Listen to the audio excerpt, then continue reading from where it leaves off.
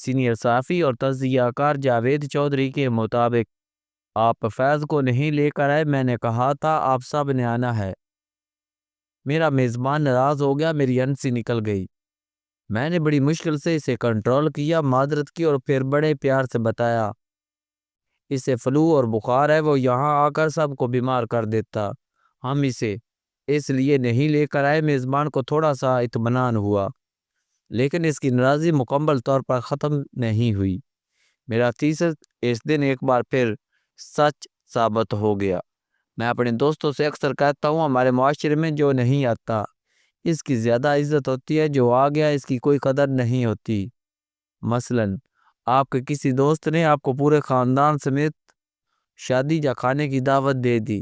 آپ 10 لوگوں کا خاندان ہے، آپ 8 یا 9 لوگ 2-3 گاڑیوں میں ٹھوس کر وہاں پہنچ گئے، لیکن آپ کے والد یا والدہ کسی مجبوری کے باعث گھر رہ جاتے ہیں، یا آپ کی بیگم یا کوئی بیٹی یا بیٹا ساتھ نہیں آ پاتا۔ آپ یوں ہی تقریب میں پہنچیں گے، آپ کا میزبان فوراً شکوہ کرے گا آپ ابو اور امی کو لے کر کیوں نہیں آئے، اور اس کے بعد ناراضی شروع ہو جائے گی۔ یعنی آپ دیکھ لیں 10 میں سے 8 افراد آ گئے، ان کی کوئی قدر کوئی ویلیو نہیں، لیکن جو نہیں آتا میزبان کی نظر میں صرف اس کی وقت ہے۔ میزبان سے کوئی پوچھے بھائی جو آ گئے ہیں آپ پہلے ان سے تو مل لو، ان کی عزت تو کر لو، ان کا شکریہ تو ادا کر لو۔ تمہیں وہ 8 لوگ جو گاڑی میں ٹھوس کر پہنچے وہ نظر نہیں آ رہے، جو پیچھے رہ گیا تمہیں وہ دکھائی دے رہا ہے۔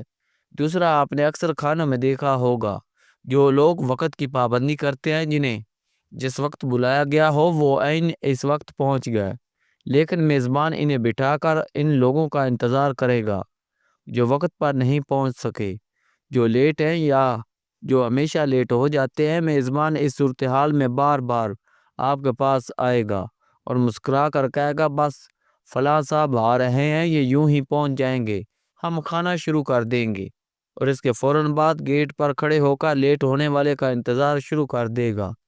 یعنی قدر اور اہمیت کس کی ہوئی؟ جو نہیں آیا پایا، یا جس نے آپ کے وقت اور دعوت کی عزت نہیں کی۔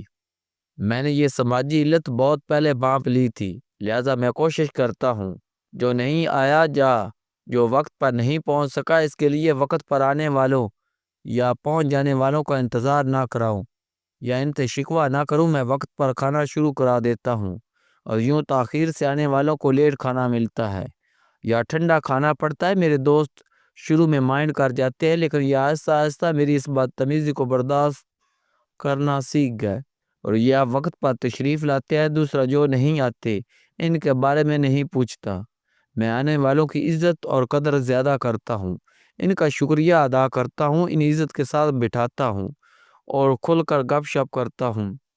یہ اگر خود پیچھے رہ جانے والوں کا ذکر کر لے تو ٹھیک، ورنہ پہنچ نہ پانے والوں کا پوچھ کر انہیں شرمندہ نہیں کرتا۔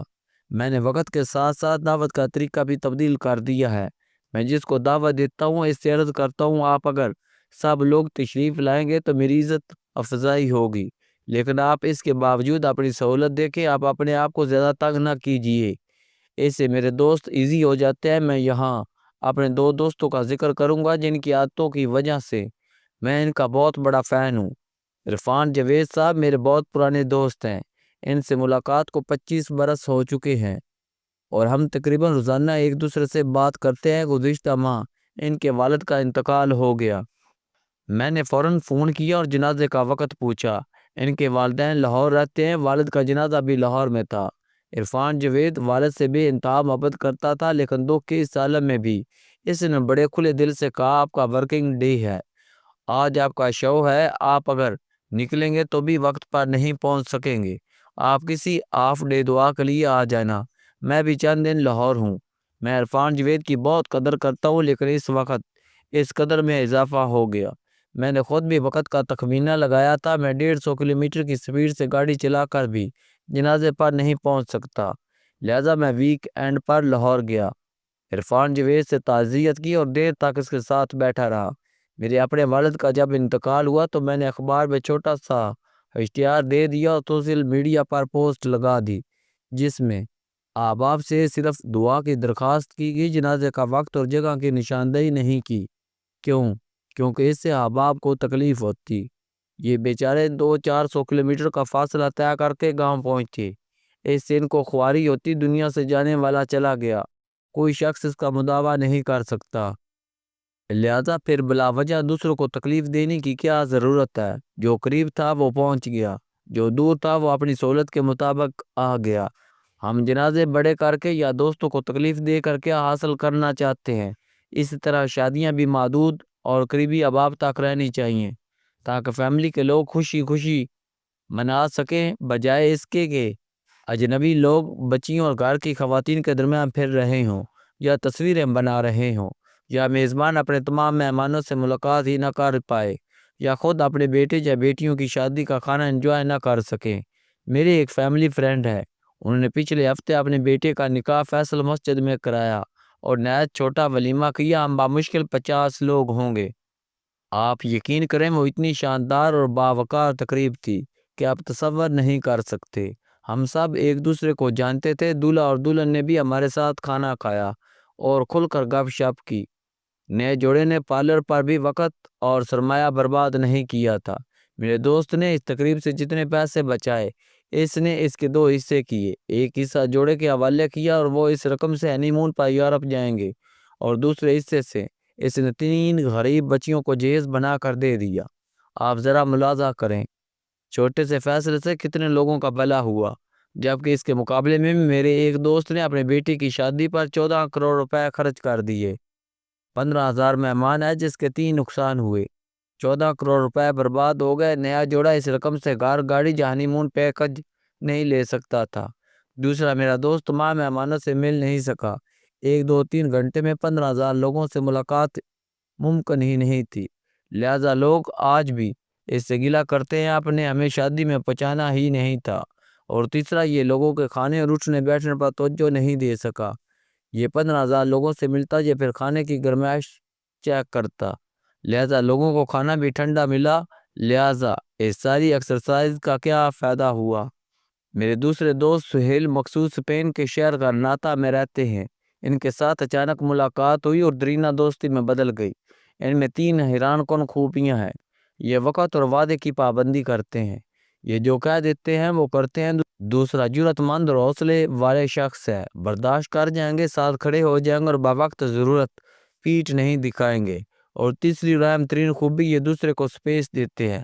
مثلا میں اگر اسپین جاؤں تو یہ میری رہائش اور سواری کا بندوبست کریں گے، اور اس کے بعد کہیں گے 24 گھنٹے دستیاب ہوں، آپ کو یہاں ضرورت پڑے مجھے فون کریں، میں 15 منٹ میں آپ کے پاس ہوں گا۔ آپ اپنی مرضی سے گھومیں اور پھریں۔ دوسرا یہ جب بھی پاکستان آئیں گے یہ بتائیں گے آ رہا ہوں فلاں دن آپ کے پاس آؤں گا، اور ہم اتنا وقت ساتھ گزاریں گے، مجھے اس کے علاوہ آپ سے جو بھی چیز سپورٹ چاہیے ہوگی میں خود بتاؤں گا۔ آپ اپنی روٹین کے مطابق اپنا کام جاری رکھیں۔ میں نے ان کے منہ سے کبھی کوئی شکوہ یا شکایت نہیں سنی۔ میری آپ سے درخواست ہے، آپ جو نہیں آیا اس کی قدر کرنا بند کر دیں۔ جو لوگ آگے ان کی خوشی منائیں، ان کا شکریہ ادا کریں۔ دوسرا، جو لوگ آپ کی دعوت پر وقت پر پہنچ گئے ہیں، جنہوں نے آپ کا برم، آپ کی عزت رکھی، آپ انہیں ان لوگوں کے لیے انتظار نہ کرائیں جو وقت پر نہیں آئے۔ تیسرا، اپنی تقریبات کو محدود اور وسائل کے اندر رکھیں۔ آپ اپنی عمر بھر کی کمائی چند گھنٹوں میں ان 2-4 ہزار لوگوں پر کیوں ضائع کرتے ہیں جو کسی قیمت پر آپ سے خوش نہیں ہوں گے؟ اور چوتھا، دوسروں کی سہولت کا خیال رکھیں، انہیں خود فون کر کے بتائیں آپ کے آنے سے میری خوشی میں اضافہ یا غم میں کمی ہوگی، لیکن آپ اپنی سہولت اور آرام کا خیال رکھیں۔ آپ آج آ سکتے ہیں تو 100 بسم اللہ، نہیں پہنچ سکتے تو کسی بھی دن آ جائیے گا، میں آپ کا انتظار کروں گا۔ اور یہ یاد رکھیے، شکوے، شکایتیں اور غیر منطقی توقعات تعلقات کو ہمیشہ برباد کرتی ہیں، یہ انہیں مضبوط نہیں بناتی، لہذا اپنے دوستوں اور رشتہ داروں سے کبھی شکایت نہ کریں، صرف غلط فہمی کی صورت میں وضاحت کر دیں، بس آپ کی زندگی مزید اچھی گزرے گی۔